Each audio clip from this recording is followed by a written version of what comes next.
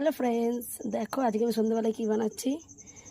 Chicken pakora বানাবো। দেখো প্রথমে চিকেনগুলো আমি পরিষ্কার করে ভালো করে ধুয়ে নিয়ে এসেছি, ছোটো ছোটো পিস করে কেটে নিয়েছি নিজেই বাড়িতে। এখানে হচ্ছে আমি পেঁয়াজ, কাঁচা লঙ্কা, একটু গোলমরিচ দিয়েছি আর একটু আদা রসুন বেটে পেস্ট করে নিয়েছি। এটা দিয়ে এবার মিক্সড করে রেখে দেবো কিছুক্ষণ। দেখো আমি যে আদা রসুন পেঁয়াজ আর গোলমরিচ কাঁচা লঙ্কা বেরিয়েছি সেই পেস্টটা এবার এতে দিয়ে দিলাম। দেখো এবার একটু পরিমাণ মতো লবণ দিয়ে আমি এটা মেখে রেখে দেবো। এখন কিছুক্ষণ মেখে রেখে দেবো। দেখো আমি এবার মশলা দিয়ে চিকেনটাকে ম্যারিনেট করে ওই আধ ঘন্টা মতো রেখে দেবো। এখন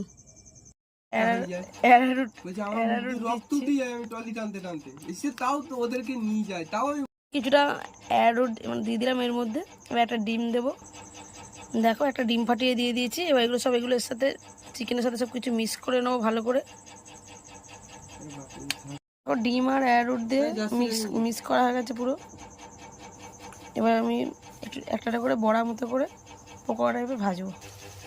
দেখো আমি পকোড়ার মতো করে এবার দিয়েছি কড়ায়, প্রায় মোটামুটি মিডিয়াম আছে ভেজে নেবো কিছুক্ষণ। পকোড়া মোটামুটি ফাইনালি রেডি। এবার আমি পকোড়াটা নামিয়ে নিচ্ছি। Finally pakora ready.